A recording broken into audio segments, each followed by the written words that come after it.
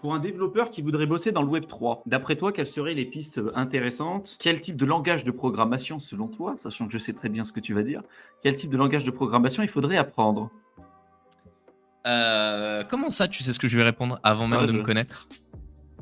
Non, alors, si tu veux être développeur dans le web 3, il y a plusieurs éléments qu'il faut prendre en compte. La première partie, et ça, je suis désolé, c'est ma formation que je vais te vendre en priorité, c'est la partie infrastructure, c'est-à-dire comprendre les différentes interactions, comprendre comment ça marche une blockchain, comprendre ce qui est un bloc, comprendre ce qu'on peut inscrire dedans, ce qu'on ne peut pas inscrire. Et l'écosystème, je vais t'inviter à prendre, en fait, au début, pour commencer, c'est l'écosystème d'Ethereum. Pourquoi? C'est l'écosystème qui est le plus développé, celui où tu peux faire tourner des blockchains qui sont privées dessus. Tu as plein de logiciels, tu as plein de documentation qui tournent à l'heure actuelle dessus.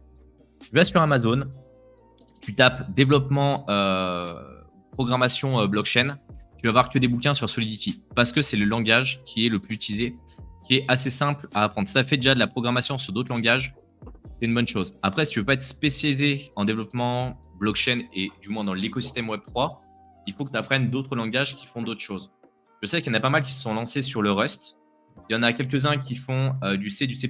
Le C, c'est très bien pour tout ce qui est accès mémoire et autres. Mais déjà, de commencer à comprendre l'infrastructure, comment ça marche, d'installer, toi, un petit nœud sur ton ordinateur, de faire des tests, de monter des smart contracts dessus. L'avantage d'une blockchain privée, c'est que tu peux mettre autant de tokens que tu veux. C'est du testnet, tu t'en fiches. Tu peux vraiment t'amuser avec. Tu peux tout cracher, tu peux monter des plateformes et commencer un petit peu à traîner sur des Discord, à échanger avec des gens qui buildent dans ce secteur-là pour essayer de te faire une place et de montrer que tu as des compétences et que tu peux apporter vraiment de la valeur aux écosystèmes. Aujourd'hui, il y a de nombreux projets en fait qui cherchent des développeurs Web3 parce que ce sont des compétences qui sont assez particulières. Les développeurs du Web2 ne sont pas forcément compétents sur Web3. Ils n'ont pas forcément la compréhension de cet écosystème-là. Il faut savoir comment fonctionnent les transactions, il faut savoir les découper, il faut savoir comment gérer des frais de gaz. Il faut aussi avoir certaines notions de sécurité parce que c'est bien de déployer du smart contract, mais si tu n'as pas les bonnes connaissances de sécurité, quand tu vas déployer tes smart contracts, ils vont être pillés tout de suite. Donc il faut que tu comprennes ce que sont des objets, des constructeurs, des destructeurs. Et ça, si tu n'as pas ces notions-là déjà en développement de base, bah, je t'invite en fait à reprendre la théorie du développement avec tous ces modèles-là. Une fois que tu auras assimilé ça, que tu auras assimilé l'infrastructure, là, tu pourras commencer à faire des essais, à faire des projets et à commencer à te monter un réseau. Je pense que c'est l'axe principal que je suis vraiment en tout cas, si je devais faire ça aujourd'hui. Après, PJ disait c'était plutôt comment on trouve des contacts. Après, il y a le youtubeur américain qui s'appelle Ivan On Tech qui a développé une boîte justement dans tout ce qui est développement Web3 et il forme les développeurs au Web3 qui s'appelle Moralis. Tu peux jeter un coup d'œil.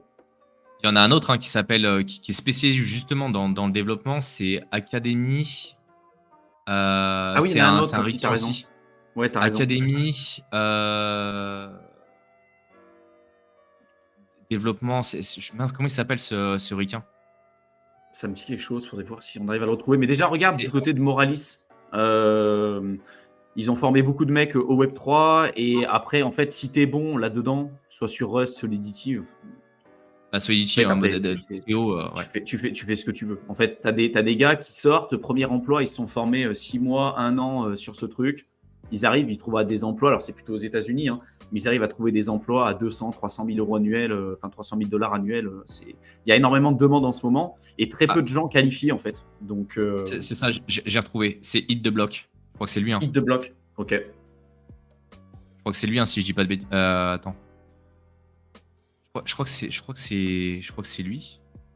Ah non, c'est pas lui, c'en est un autre. Mais il y en a plein. En fait, il faut vraiment aller sur le secteur anglophone parce que c'est eux qui ont une avance et c'est vraiment eux qui développent. Il faut absolument que tu parles anglais. Là, franchement, sur Web3, il n'y a pas de. Il n'y a pas C'est Dapp University. Voilà, j'ai retrouvé. C'est les deux, moi, que je trouve qui sont vraiment pertinents. Attends, je vais te partager mon écran juste. J'ouvre les vidéos et je coupe le son pour éviter que ça court-circuite tout. Et puis Larios qui dit aux dernières nouvelles, Ivan cherchait plutôt des ingénieurs Node. Mais en fait, il cherchait des personnes pour bosser avec lui. Mais il a une boîte qui s'appelle Moralis, je crois, qui forme des devs, en fait. Donc, et du Node.js, en fait, c'est plutôt du Web 2. C'est pour faire ses frontaux, c'est pour ses applications. Il y en a, à ma connaissance, je suis pas sûr qu'il y ait des projets qui fonctionnent en Node sur la blockchain. Peut-être que je me trompe, il y en a peut-être un ou deux, mais c'est pas courant. Il y a lui, là, Hit the Block, qui fait pas mal de choses d'un point de vue développement. Et il y a Dapp University, qui est un des plus Là, gros. c'était lui. C'était celui-là que tu Et ouais, recherchais. c'est lui que je cherchais tout à l'heure. Et lui, il a des cours spécifiques justement sur ça, avec des. C'est vraiment bien ce qu'il fait. Je suis pas développeur blockchain, je comprends globalement moi le code, je sais le lire, j'ai essayé de trouver quelques vulnérabilités. Mais ce qu'il fait, c'est quand même plutôt pas mal. Après, il fait pas mal de vidéos en plus là sur les cryptos. Mais il a une académie spécialisée justement dans la partie développement d'appli. D'après ce que j'ai cru comprendre, et je suis pas dev, hein, donc ils forment des devs. Et en plus de ça, après derrière, tu as des recruteurs, vu que c'est des personnes quand même connues, qui forment des mecs, des moments qui sont bien, qui proposent des offres d'emploi directement au sein de leur académie, quoi. Donc tu peux trouver des offres comme ça assez rapidement. Puis en fait, je pense qu'à un moment donné, si tu es bon, tu as des emplois de partout, hein. Tu vas sur Binance, rien que sur Binance, ils cherchent des mecs, des devs et tout, sur la Binance Smart Chain et tout. Enfin, Chainlink qui recrute depuis Ouais. des années, mais c'est surtout qu'en fait, là, tu parles de l'écosystème Web 3, mais en fait, il y a tout l'écosystème Web 2 qui cherche des ingénieurs blockchain. Tu prends chez Microsoft, tu prends chez toutes les grosses structures, ils ont besoin de mecs qui savent penser à la blockchain, qui savent développer dessus. Et pourtant, c'est pas du Web 3 au premier sens du terme. Alors, tu dis en France, il n'y a rien. Je pense qu'il y en a, mais c'est pas là où tu auras les plus de trucs. C'est des petits projets et c'est pas clairement là où tu feras ta carrière dedans, en fait.